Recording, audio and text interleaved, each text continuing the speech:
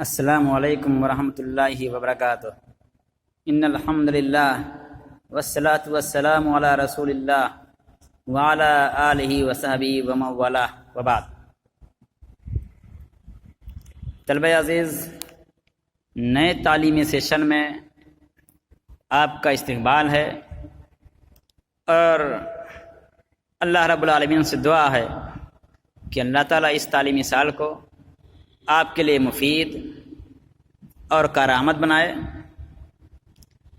جس وبائی مرض کی بنا پر پوری دنیا میں صعوبتیں اور مشکلات کا سامنا ہو رہا ہے انسانیت کو، اللہ تعالیٰ اس وبائی مرض سے جلد از جلد پوری دنیا کو نجات بخشے۔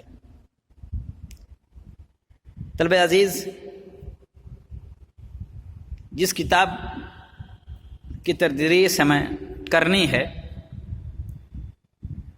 وہ فن نحو کی مشہور اور تقریباً اکثر مدارس اسلامیہ میں نصاب میں داخل کتاب ہدایت النحو ہے۔ ہدایت النحو کئی معنوں میں بہت ہی مفید معرکۃ الآراء کتاب ہے۔ اس میں وہ تمام مباحث تقریباً شامل ہیں جو فن نحو میں اہم مانے جاتے ہیں۔ جزئیات کو چھوڑ کر کے تمام اصول کو جمع کیا گیا ہے اس میں۔ اس کتاب کے جو اصل مصنف ہیں اور نسبت جن کی طرف کی جاتی ہے، اللہ عالم بالصواب، یہ نسبت کہاں تک صحیح ہے کہاں تک غلط، ابھی کچھ برسوں پیشتر کتاب کے مصنف کا نام نہیں لکھا رہتا تھا، لیکن تحقیق کے بعد اب مصنف کا نام بھی کتاب پہ شائع ہوتا رہا ہے۔ چنانچہ ہدایت النحو کے مصنف شیخ سراج الدین عثمان، معروف بأخی سراج ہیں۔ شیخ سراج الدین عثمان ہیں جو اخی سراج کے نام سے مشہور ہیں۔ یہ بنگال کے رہنے والے تھے، کم عمری ہی میں بنگال سے دہلی آ گئے تھے اور مرکز نظام الدین اولیاء کے پاس رہنے لگے تھے۔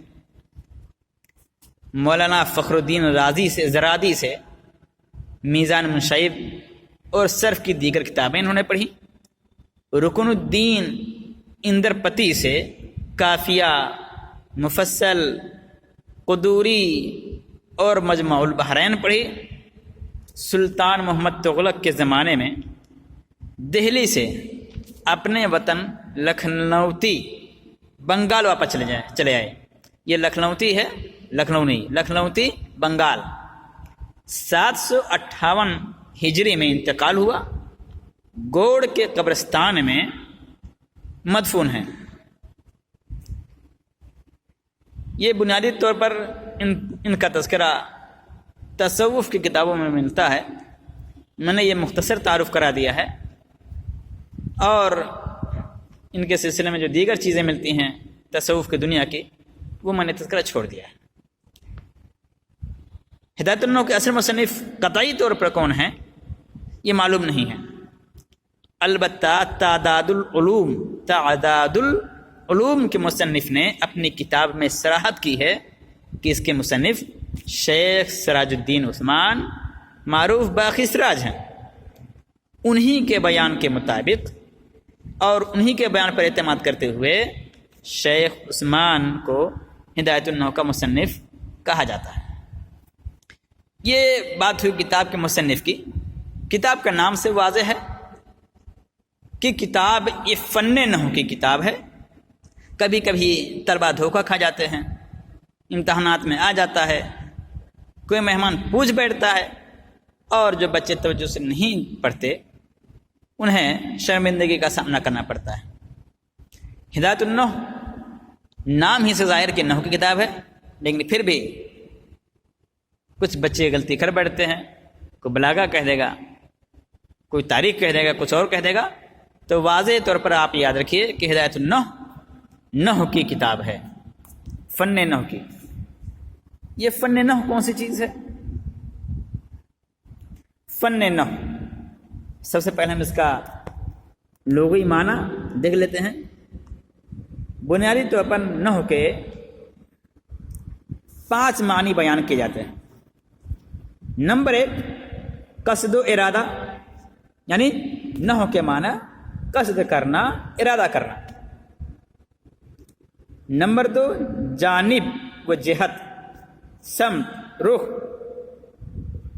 ان دونوں کی مثال، ایک مشہور مثال ہے نحوت نحو المسجد، نحوت نحو المسجد، میں نے مسجد کی جانب جانے کا قصد کیا، میں نے مسجد کی طرف جانے کا ارادہ کیا۔ تو نحو تو فعل ماضی، یہ قصد کے معنی میں ہے، اور نحو جو مفعول مطلق کے طور پہ استعمال ہے وہ جہت، جانب، سمت، طرف کے معنی میں ہے۔ تیسرا معنی ہوتا ہے نحو کا مثل، مانند، شبیہ، جیسے ھذا نحوہ، یہ اس کے مثل ہے، یہ اس کے جیسا ہے۔ اور چوتھا معنی جو بیان کیا جاتا ہے نوع، قسم کے معنی میں، جیسے ھذا علی 4 انحاء، اس کی 4 قسمیں ہیں۔ اور 5واں معنی مقدار کے معنی میں بھی استعمال ہوتا ہے نا، بولتے ہیں اندی نحو 1000 دینار، ہمارے پاس تقریباً 1000 کے لگ بھگ دینار ہے۔ یہ نحو کا لغوی معنی۔ نحو کا اصطلاحی معنی، نحو کی اصطلاحی تعریف، نحو کی غرض و غایت کیا ہے، نحو کا موضوع کیا ہے، وہ کتاب میں انشاءاللہ خود آگے آ رہی ہے، ہم وہیں پڑھیں گے۔ فی الحال نحو کے لغوی معنی کے بعد آپ کو بتا دیں سرسری طور پر صحیح کہ علم نحو ایسے اصول و قوانین کا علم ہے۔ اصطلاحی طور پر نحو ایسے اصول و قوانین کا علم ہے، یعنی فن نحو میں ایسے قواعد بیان کیے جاتے ہیں اور ایسے اصول بیان کیے جاتے ہیں جن کی روشنی میں، جن کی پاسداری کر کے، جن کی رعایت کر کے، جن کا خیال کر کے اسم، فعل اور حرف کے آخر کی حالت معلوم ہوتی ہے۔ اسم ہو، فعل ہو یا حرف، اس کے آخری حرف کا اعراب کیا ہوگا، اس کی حالت معلوم ہوتی ہے کہ وہ معرب ہے یا مبنی ہے، مجرور ہے یا منصوب ہے، مجزوم ہے یا مکسور ہے۔ تو اس میں تبدیلی آئے گی کہ نہیں آئے گی یہ پتہ چلتا ہے، اور کلمات کو آپس میں جوڑنے کا طریقہ معلوم ہوتا ہے، کون پہلے آئے گا، کون بعد میں آئے گا، یہ سب اس میں فن نحو میں۔ بہرحال اس کی نحو کی اصطلاحی تعریف آگے خود کتاب میں آ رہی ہے۔ علم نحو کا واضح کون ہے، بنانے والا کون ہے، اس کے بارے میں جو مشہور ہے کہ علم نحو کا بانی، علم نحو کا واضح بنانے والا، یہ کوئی دوسرا نہیں، چوتھے خلیفہ راشد امیر المومنین علی ابن طالب رضی اللہ تعالیٰ عنہ۔ کچھ لوگ ابو الاسود دوئلی رحمۃ اللہ علیہ کو علم نحو کا بانی کہتے ہیں، جو خود ان کے شاگرد یعنی علی ابن ابی طالب رضی اللہ عنہ کے شاگرد اور مشہور تابعی ہیں۔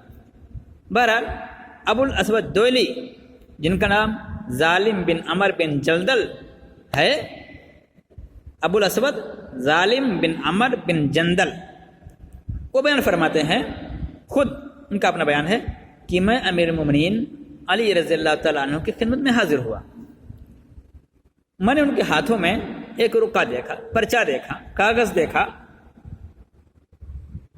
اور یہ دیکھا کہ امیر المومنین کسی فکر میں ڈوبے ہوئے ہیں، پریشان ہیں، سوچ رہے ہیں کچھ بیٹھ کر کے۔ میں نے وجہ دریافت کی تو کہا علی ابن ابی طالب رضی اللہ تعالیٰ عنہ نے کہ میں نے کلام عرب میں غور کیا تو محسوس ہوا مجھے کہ چونکہ اب اجمیوں کا آنا جانا اور عرب فوجیں، مسلم فوجیں عجم میں زیادہ جا رہی ہیں، تو اجمیوں کے میل جول کی وجہ سے عربی زبان میں غلطیاں ہونے لگی ہیں۔ اس لیے میں نے ایسے اصول اور قوانین وضع کرنے کا، بنانے کا ارادہ کر لیا جن کی طرف لوگ رجوع کریں اور ان پر اعتماد کریں۔ کہتے ہیں کہ پھر امیر المومنین علی رضی اللہ تعالیٰ عنہ نے وہ رقعہ، وہ ٹکڑا، وہ کاغذ میرے حوالے کر دیا۔ اس میں اسم، فعل اور حرف کی تعریف لکھی ہوئی تھی، ساتھ ساتھ زبانی طور پر کچھ چیزیں بھی انہوں نے بتلائی، اور کہا مجھ سے کہ تم تلاش و جستجو سے اس میں اضافہ کرو۔ چنانچہ ابو الاسود دؤلی رحمۃ اللہ علیہ فرماتے ہیں کہ اس میں انہوں نے خود، یعنی ابو الاسود دؤلی رحمۃ اللہ علیہ نے اس میں باب عطف، عطف معطوف، نعت یعنی صفت موصوف، تعجب، حروف مشبہ بالفعل وغیرہ کا اضافہ کیا۔ وہ جو کچھ تحریر کرتے اس کو علی رضی اللہ تعالیٰ عنہ کے خدمت میں حاضر کر دیتے اصلاح کی خاطر۔ چنانچہ ان دونوں کو بھی بعض کتابوں میں علی ابن ابی طالب کو رضی اللہ تعالیٰ عنہ، اور بعض کتابوں میں ابو الاسود دؤلی رحمۃ اللہ علیہ کو علم نحو کا بانی کہا جاتا ہے۔ اس تفسیر سے جو میں نے آپ لوگوں کو بتائی، اس سے پتہ چلا کہ علم نحو کے اصل بانی علی رضی اللہ تعالیٰ عنہ ہیں، جن کے مشورے پر اور جن کے بعد اصولی قواعد کی بنیاد پر ابو الاسود دؤلی رحمۃ اللہ علیہ نے علم نحو کی مزید تفصیلات جمع کی اور وضع کی۔ چنانچہ مشترکہ طور پر دونوں کو اگر بانی کہہ دیا جائے کہ ان کے مشورے سے، ان کی رہنمائی میں ابو الاسود دؤلی رحمۃ اللہ علیہ نے تیار کیا، تو کوئی حرج نہیں ہے۔ مسئلہ پڑتا آگے کہ علم نحو کا نام علم نحو کیوں پڑا؟ وجہ تسمیہ۔ تو وجہ تسمیہ کہتے ہیں جب ابو الاسود دؤلی رحمۃ اللہ علیہ کام بھر کر، ضرورت بھر کے قوانین انہوں نے بنا لیے، وضع کر لیے، تو علی رضی اللہ تعالیٰ عنہ نے فرمایا وہ اصول اور قوانین کو اکٹھا دیکھ رکھے، ما احسن ھذا النحو الذی قد نحوت، ما احسن ھذا النحو الذی قد نحوت، یہ کتنا بہترین طریقہ ہے جن کا تم نے قصد کیا ہے۔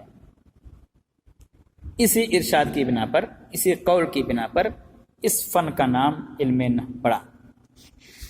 تو عزیز طلبہ، آج کے دن بس اتنا ہی۔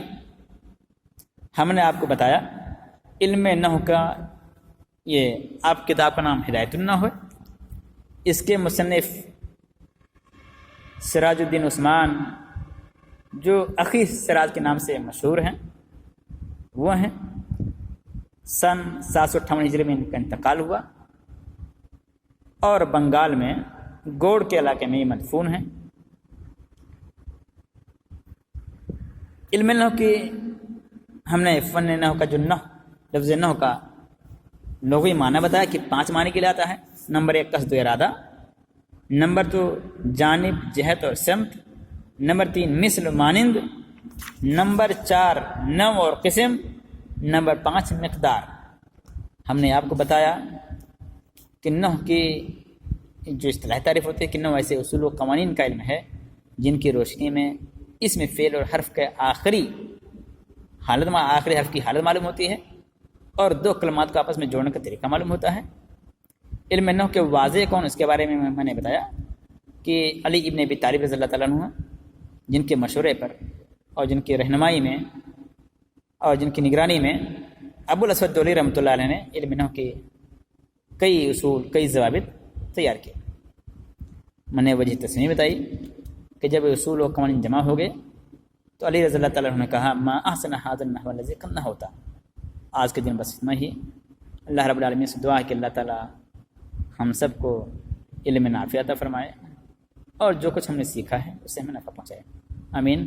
السلام علیکم ورحمۃ اللہ وبرکاتہ۔ وآخر دعوانا الحمد للہ رب العالمین۔